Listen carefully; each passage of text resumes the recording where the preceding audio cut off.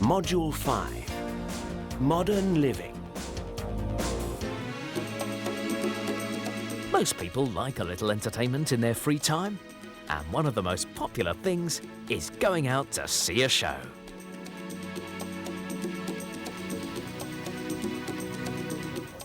I'm at the Theatre Royal in Norwich, where the audience is arriving with their tickets to see an evening of song and ballet. The show starts in 10 minutes. So there's just enough time for me to ask one or two of the audience what's the best show they've ever seen.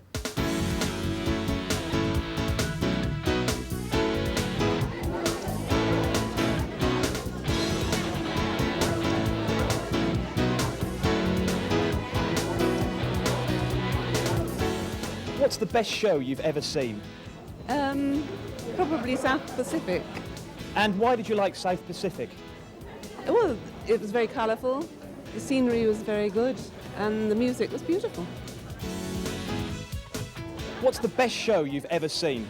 I'd probably say Miss Saigon. And what was so good about Miss Saigon? It was very exciting, lots of passion, lots of emotion.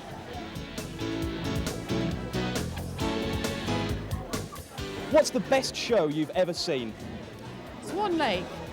And why was Swan Lake so good? Oh, because it was fantastic. The scenery was wonderful and the music was marvellous, and I'm looking forward to tonight.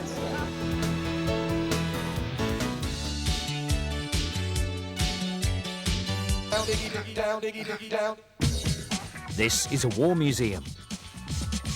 You can see old fighter planes here.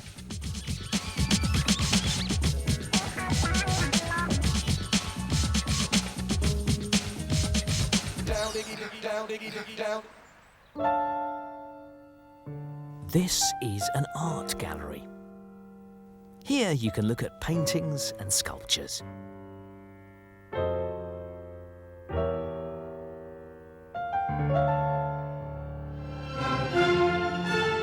This is a concert hall, and this is an orchestra. They're playing classical music. The man who leads the orchestra is called the conductor.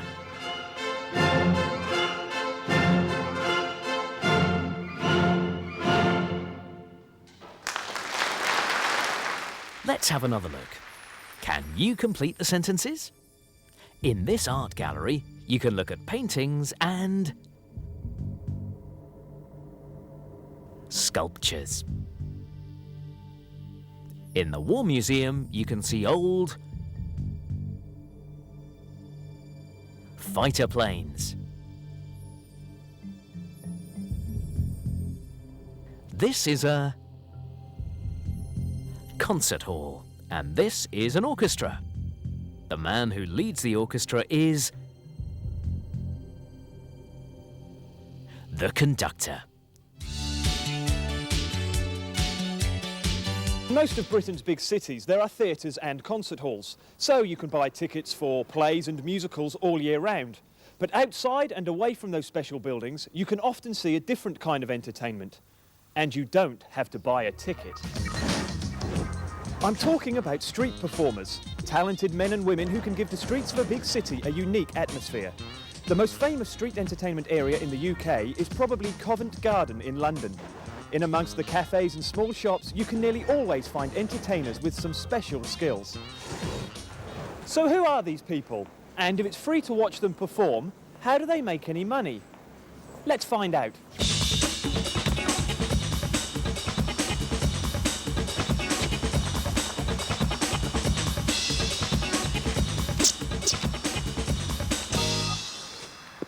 Hi, that was great. I'm Luke. What was your name? Merlin. And what exactly is it that you do? I'm a juggler fire performer. And how long have you been a juggler for? About 4 years now.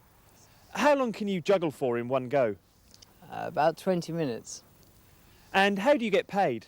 Normally you put down a hat and people will just walk by, have a look and then give you some money. So about 30 to 50 pounds a day. Well, good luck. I hope it goes well for you today. Thanks very much. Thank you.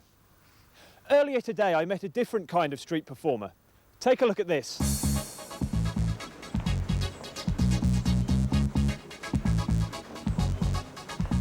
He's called Zippo and he's pretending to be a statue. He's not supposed to speak while he performs, but I did manage to have a few words with him after the show.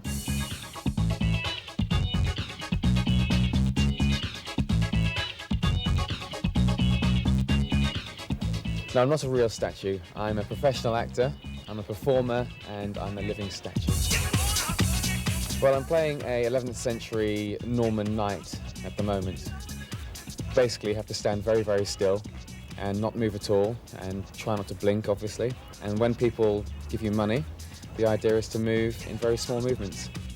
I can keep the performance going for up to 3 hours, but I like to do it for about 20 minutes because it keeps the performance fresh and alive.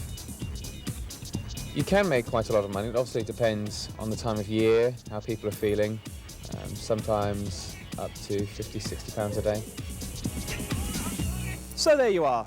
Outdoor entertainment you can enjoy for just a few small coins. Less than it costs to buy a cup of coffee. Luke is arranging an evening at the theatre.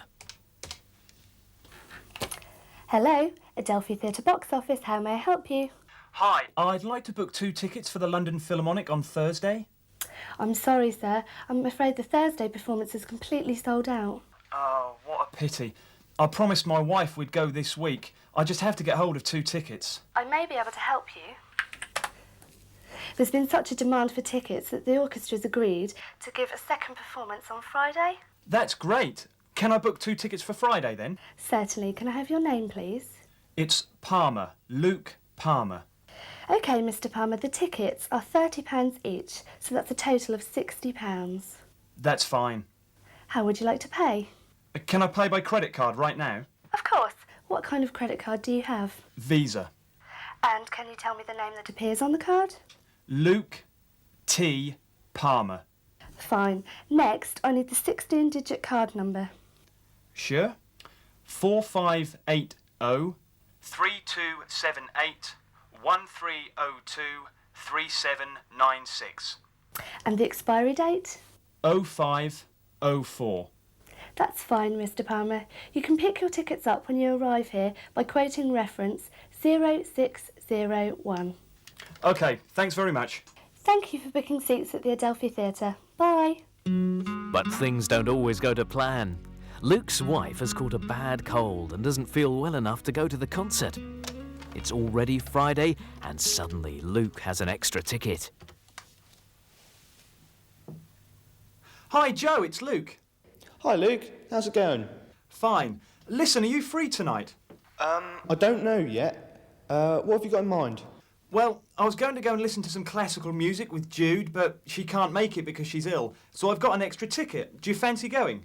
I don't know. What's on? The London Philharmonic. Sounds good. I'll have to make sure I'm not working late, though.